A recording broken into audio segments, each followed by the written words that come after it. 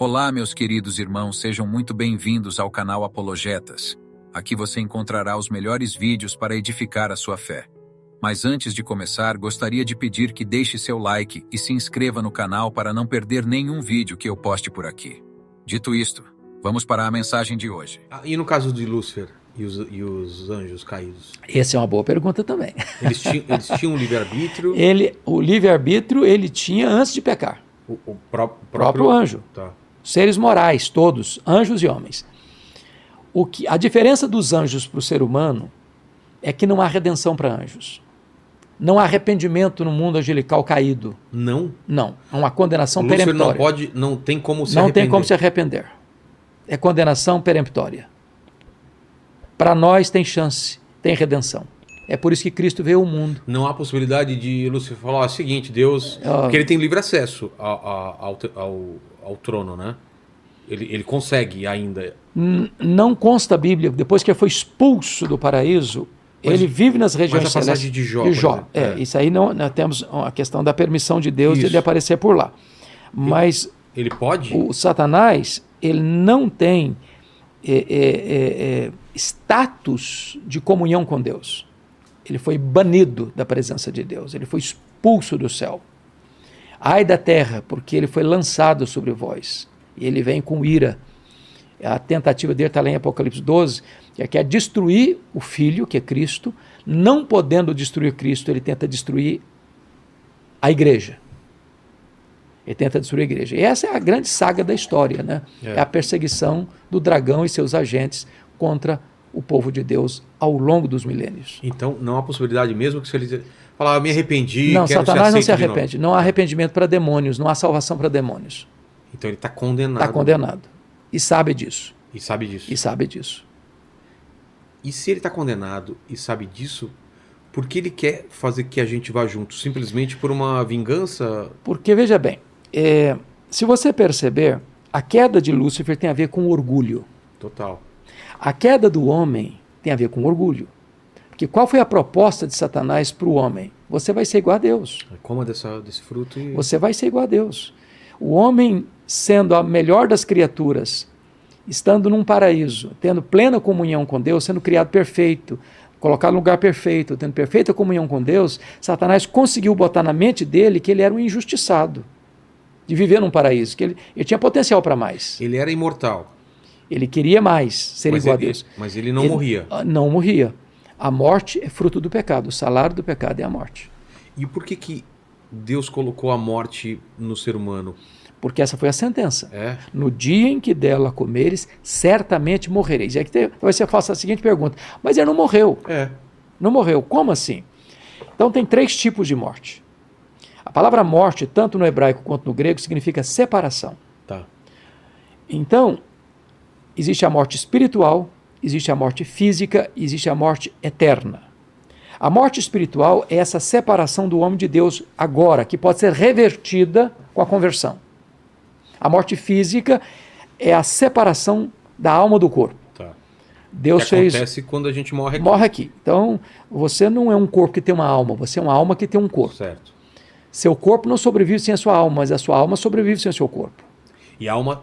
quando você morre, ela é ligada ao corpo espiritual, ou não? Então, o que acontece? Vamos falar de uma pessoa salva em Cristo Jesus. Quando a pessoa morre, está lá em 2 Coríntios 5,8, morrer é deixar o corpo e habitar com o Senhor. Filipenses 1,23, morrer é partir para estar com Cristo, o que é incomparavelmente melhor. Então, quando um cristão morre, a alma dele é aperfeiçoada e já entra no céu, consciente. O corpo que foi feito pó, volta ao pó. O espírito volta a Deus que o deu. Certo. Então, isso é a morte física. O que é a morte eterna? Ou a segunda morte? É quando esse indivíduo que tinha morte espiritual e durante o período da vida dele, do berço à sepultura, ele não se arrependeu, ele não creu, ele então morre sem chance de arrependimento, que não tem como reverter esse quadro depois da morte. Não tem salvação depois da morte. Não tem missa de 7º dia, não tem reencarnação, não tem qualquer coisa que se possa fazer para alguém que já morreu para reverter. A sentença está lá em Hebreus 9:27. Ao homem está ordenado morrer uma só vez, vindo depois disso o juízo. Então aí a pessoa é banida para sempre da presença de Deus. Isso é morte eterna, é condenação eterna. E quem morreu antes de Jesus? Boa pergunta. Se sacrificar por todos nós? Essa é uma excelente pergunta. Essa é uma excelente pergunta. Porque teve uma galera que morreu antes. E grande, hein? Muito. Inclusive profetas, né? E tudo mais. Excelente pergunta, Vilela. Veja bem, a Bíblia apresenta Jesus como um único Salvador. Não há salvação em nenhum outro nome, está lá em Atos 4,12. Em nenhum outro nome dado entre os homens pelo qual importa que sejamos salvos. Como é que foram salvos as pessoas que viveram antes de Cristo? Olha, a figura de Cristo é a figura central de todo o Antigo Testamento. Então, eles creram no Cristo que havia de vir, no Cristo da promessa. O Cordeiro. O Cordeiro. Então, Jesus é a semente da mulher que esmagou a cabeça da serpente. Jesus é o descendente de Abraão, em quem são abençoadas todas as famílias da terra. Jesus é representado pela coluna de nuvem, pela coluna de fogo, representado pelo maná que caía do céu, pela água que brotava da rocha, representado pelo Cordeiro da Páscoa, representado pelo tabernáculo, representado pelo templo, pelas festas, pelos sacrifícios, pelo sábado. Tudo era sombra dele, ele é a realidade. Então, os que viveram antes de Cristo creram no Messias que havia de vir, no Cristo da profecia. Hoje, nós cremos no Cristo da história, no Cristo que já veio, que se encarnou há 2000 anos, na pessoa de Jesus de Nazaré. E as pessoas que não têm acesso a esse conhecimento? É uma boa pergunta. Aliás, isso é bom de pergunta, viu? Obrigado. Fazendo isso daqui já faz um tempo. Tá vendo, Paquito? Tá vendo? Bom de pergunta, menino, viu? Concorda também, Paquito? Eu não concordo muito bem, não, mas vou deixar assim. Tá certo. Então, veja bem. Repete a sua pergunta. Se as pessoas que não têm acesso. Não têm acesso. Vamos falar, povos indígenas no meio do mato, um outro povo, ou os antigos mesmo que não tiveram contato nenhum. Veja bem, então vamos pegar duas coisas soleníssimas, está em Romanos. Ou mesmo e outro caso que deve ser diferente, uma criança que morre antes de ter a chance de... Essa pergunta é boa, guarda, porque ela depois, tem outro contexto. Tá. Por favor, excelente pergunta. O que a Bíblia diz? Não é especulação humana, não é opinião minha. Tem na Bíblia. Isso é resposta, isso é profecia, é palavra de Deus. Então está em Romanos o seguinte, que aquele que mediante a lei pecar, mediante a lei será julgado. Quem sem lei pecar, sem lei, perecerá. Preste atenção nisso. A lei é o quê? A lei é a verdade de Deus, é a palavra de Deus. Então, quando você conhece a palavra de Deus, você vai ser julgado mediante a palavra de Deus. Agora, a ignorância não é uma porta secundária de salvação. Se fosse, talvez a melhor estratégia missionária do mundo era manter todo mundo na ignorância. Exato. Aí a Bíblia diz o seguinte, que Deus encarregou a nós de irmos ao mundo todo, a todas as etnias, até os confins da terra, pregando a toda criatura. Quem crer e for batizado será salvo, quem não crer será condenado. Então, a Bíblia diz mais, que se você como atalaia não avisar ao ímpio, ele morrerá na sua impiedade, mas Deus cobrará das nossas mãos o sangue dele. Mas ele está condenado? A ignorância não é um caminho para o céu. Mas e aí? Aí é injusto. Veja bem, a responsabilidade é da igreja. É por isso, Vilela, que a igreja tem uma responsabilidade vital de fazer missões. Então, não há... Preste bem atenção na lógica das Escrituras. Se eu falar que a ignorância é o caminho para o céu, é um segundo caminho para o céu, eu estou dizendo que não é só Jesus que salva, a ignorância também salva. Mas vejamos mais.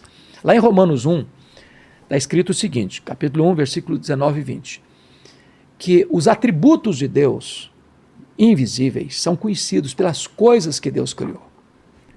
De tal maneira que o homem é indesculpável diante de Deus. Está lá em Romanos também que Deus colocou dentro de você e de mim, de todos nós seres humanos, um tribunal moral. Deus se revelou de 4 maneiras. Deus se revelou na criação, Deus se revelou na consciência, Deus se revelou nas Escrituras, Deus se revelou em Jesus Cristo. Todos nós temos um tribunal dentro de nós, de certo e de errado. O índio selvagem está lá, nunca tocado pela cultura, tem. O cara que está na montanha mais gelada da Ásia, tem. O cara que está numa selva de pedra, morando numa cobertura, só vive blindado, tem. esse senso de certo e de errado tem dentro do coração de cada ser humano. Os céus proclamam a glória de Deus e o firmamento anuncia as obras de suas mãos. O problema do ateísmo, Vilela, não é um problema intelectual, é um problema moral. O senso de Deus, da revelação de Deus está aí.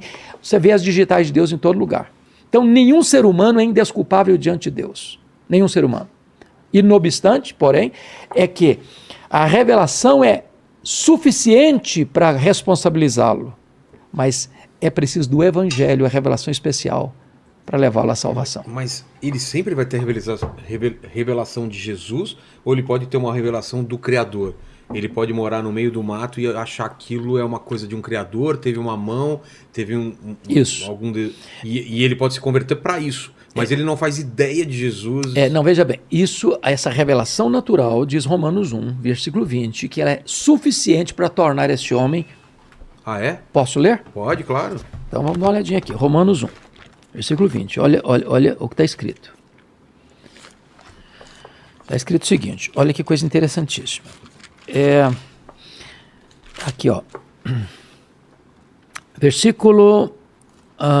Vou começar com 18, porque pega o contexto. A ira de Deus se revela do céu contra toda impiedade e perversão dos homens que detêm a verdade pela injustiça. O que ele está dizendo é que existe impiedade e perversão. Impiedade é pecado em relação a Deus e perversão é pecado em relação aos homens. Tá. Um é problema religioso, outro é problema moral. Que detém a verdade pela injustiça. Qual a ideia aqui de deter no grego? A ideia de que o homem, conhecendo a verdade, essa verdade ele não quer para ele, porque ele não quer mudar a vida dele, não quer mudar a conduta dele, ele quer continuar o caminho dele. Então ele pega essa verdade e sufoca essa verdade, como que matando por sufocamento, por afogamento. Pela injustiça. Porquanto que de Deus se pode conhecer é manifesto entre eles, porque Deus lhes manifestou.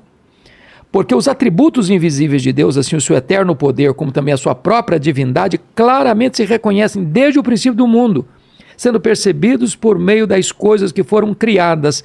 Tais homens são, por isso, indesculpáveis. Quem está dizendo isso é Deus, não sou eu. É a palavra de Deus. Então, de certa forma, não há nenhum ser humano que possa dizer, eu não sabia que Deus existia. As digitais de Deus estão por todo lado. Quando o homem rejeita Deus, não é um problema intelectual, é um problema moral. Ele sufoca a verdade, porque ele não quer ser transformado por essa verdade.